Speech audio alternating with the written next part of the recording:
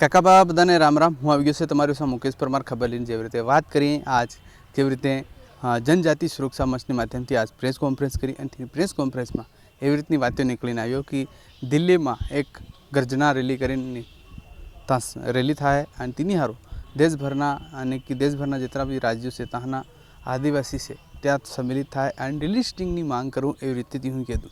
ડિલિસ્ટિંગ यानी कि खास કરીને जो एक कानूनी संविधानની ધારામાં લીખેલું છે અને તેના માધ્યમથી તે એક માંગ છે કે जो आदिवासी से अपनी संस्कृति परंपराएं रीति रिवाज बढ़वाए आन जो गाँव में आन घेर में जो विधि जो नियम करते अपना ढहा ढहाना जो खतरी पूजवानी ये बधी कड़े होती हो त्या बधा संस्कृति परंपराएं जो त्यौहार मनावता जो रहन सहन जो पहनावट आन जे पूजा पद्धति ते छोड़ीने बीजी संस्कार में नहाई गया या बीजी कड़ी में भराई गया અને કઈના અલગ ધર્મમાં નાહી ગયા તો આદિવાસીની જો સંસ્કૃતિ પરંપરાએ જે ભૂલી ગયા તો તેની હારું ડિલિસ્ટિંગની માંગ કરી રહી અને દેશભરના ઘણા રાજ્યોમાં લગાતાર એવી રીતે ધરના પ્રદર્શન અને રેલીઓના માધ્યમથી થયું ડિલિસ્ટિંગ લગાતાર લોકોના મનમાં થાય કે ડિલિસ્ટિંગ થવું જોઈએ તાકી આદિવાસી है या आदिवासी नाम पर कईनो आदिवासी सर्टिफिकेट बनाए जेवी रीते बात करी कि कईनो मोहम्मद है मुस्लिम है कि त्यो आदिवासी सर्टिफिकेट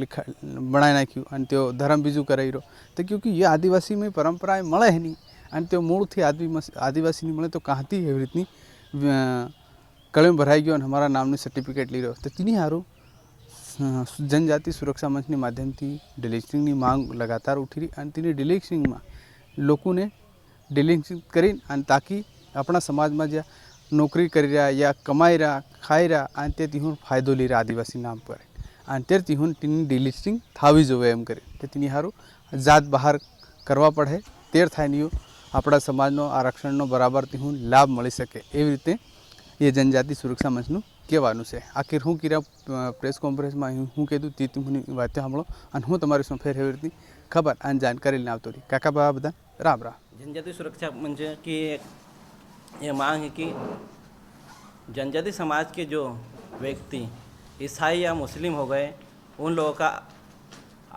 आर्टिकल 342 में जो संशोधन होना चाहिए. जैसे 341 में ऐसे समाज के लिए है कि कोई व्यक्ति ईसाई या मुस्लिम होगा तो उनका आरक्षण स्वतः समाप्त हो जाएगा, ऐसा लेख है. ऐसे ही हम आर्टिकल 342 जिसमें लेख चाहते हैं क्योंकि हमारे जनजाति समाज के बहुत सारे लोग, इसका आंकड़ा नहीं बता सकते हम, जो कन्वर्ट हो चुके हैं, हमारी रूढ़ी प्रथा रीति रिवाज सब छोड़ चुके हैं और अपनी जनजाति का लाभ ले रहे हैं, जो दोहरा लाभ ले रहे हैं. ऐसे लोग हम डिलिस्टिंग चाहते हैं. जनजाति सुरक्षा मंच 2006 में एक रायपुर में बैठक हुई थी.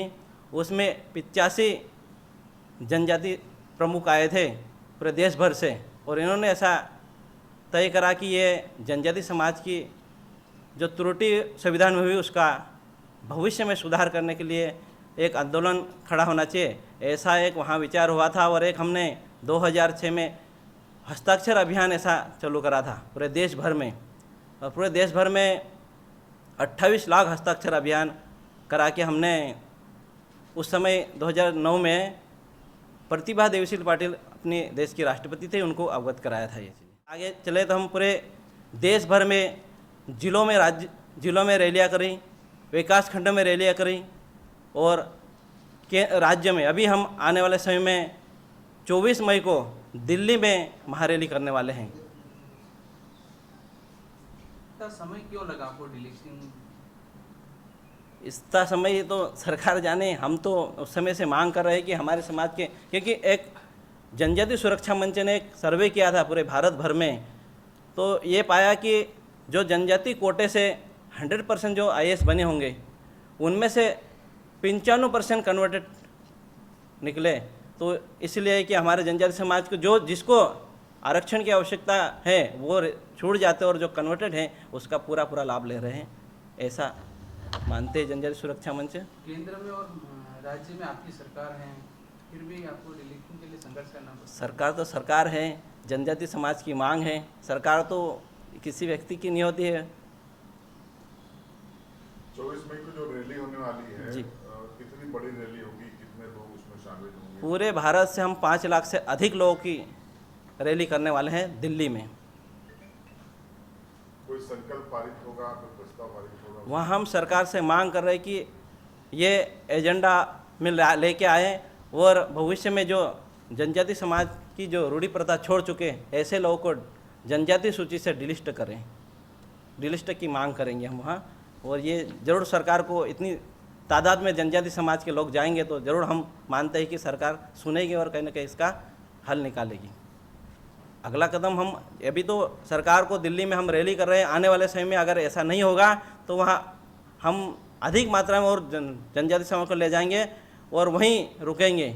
जब तक डिलिस्टिंग नहीं होगी तब तक नहीं आएंगे। पहला हम सचेत कर रहे हैं कि ये बड़ी मात्रा में रैली करेंगे और सरकार इस पर संज्ञान में ले, अन्यथा नहीं लेंगे तो आने वाले समय में हम और कुछ नया योजना बनाएंगे और वहीं रहने की, जब तक संविधान में संशोधन कुछ नहीं होगा तब तक हम रुकेंगे, वहाँ ऐसी योजना बनाएंगे इस रैली के बाद हम। जनजाति सुरक्षा मंच ने 28 राज्य में मुख्यमंत्री को भी इस चीज़ में संज्ञान में लिए, पत्र भी दिए हमने और राज्यपालों से भी मिले हैं और सभी लोगों का है कुछ मत नहीं है, पर भविष्य में ये महारैली होगी तो उसका कहीं ना कहीं हल निकलेगा। सुना सकता हूँ मैं।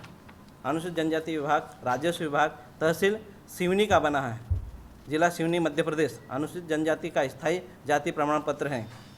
प्रमाणित किया जाता है कि श्री मोहम्मद इमरान खान पुत्र श्री मोहम्मद इश्ताक खान पिता एवं श्री मती रुखया बी खान माता ग्राम बखारी, ऐसा लिखा है। ऐसा प्रतीत होता है कि इसमें जनजाति समाज के नाम का सर्टिफिकेट बना है, मगर लेख सही है, मगर जो हमारी संस्कृति रूढ़ी रहता नहीं मानता है वो कैसा आदिवासी हो सकता है। एक दूसरा पत्र भी है यहाँ, ये नेपानगर का है। नेपानगर कार्यालय अनुविभागीय अधिकारी राजस्व विभाग, तहसील नेपानगर, जिला बुरहानपुर मध्य प्रदेश।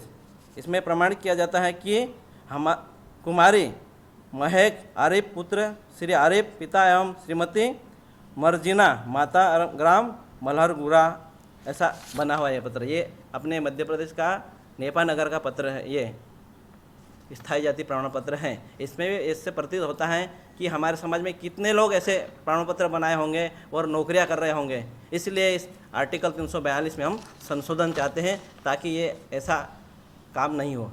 कुल काम किया है, मगर ये जब तक आर्टिकल 342 में संशोधन नहीं होगा तो हम वहाँ फेल हो जाते हैं, क्योंकि आर्टिकल 341 में ज़रूर लिखा है, आर्टिकल 342 में यह लेख नहीं है कि हमारे समाज का कोई व्यक्ति हमारे सनातन संस्कृति छोड़ता है तो उसको इस सूची से डिलिस्ट कराए, ऐसा लेख नहीं है। इस कारण ये सारा हो रहा है।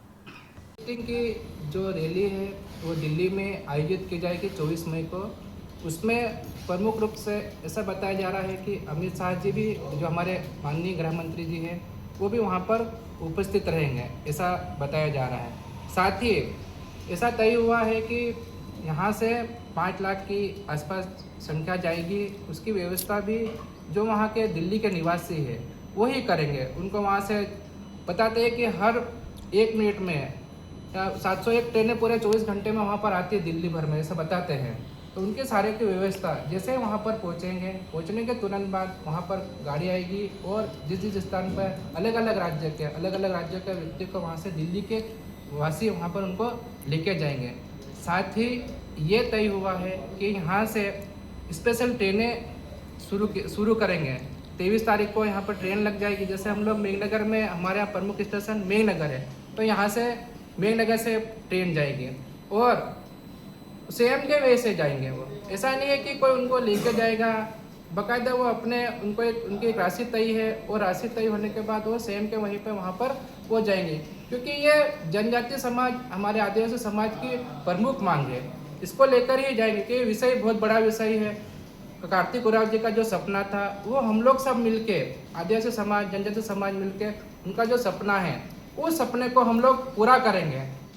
डीलिस्टिंग की इसलिए ज़रूरत पड़ी क्योंकि देखा जा रहा है कि जो हमको लाभ है, जो हमारे लाभ है, वो दूसरे ले रहे हैं, क्योंकि वो दूसरे में चले गए हैं।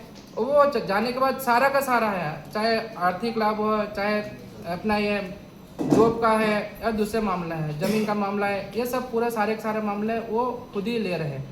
तो हम लोग सब चाहते हैं कि वास्तव में जो जिन्होंने हमारी परंपरा जो थी, हमारे रूढ़िवादी थे, वो परंपरा उन्होंने जब छोड़ रखी है तो आदिवासी किस बात के आदिवासी है। तो इसी को लेकर हम लोग सब लोगों ने तय करा है कि हाँ, डीलिस्टिंग वास्तव में होना चाहिए। जो 342 अनुच्छेद में है उसमें बदलाव आना चाहिए। जिस तरह 341 में है वो स्वतः अपने उसमें चला जाता है, इसी प्रकार 342 में वो होना चाहिए इसमें।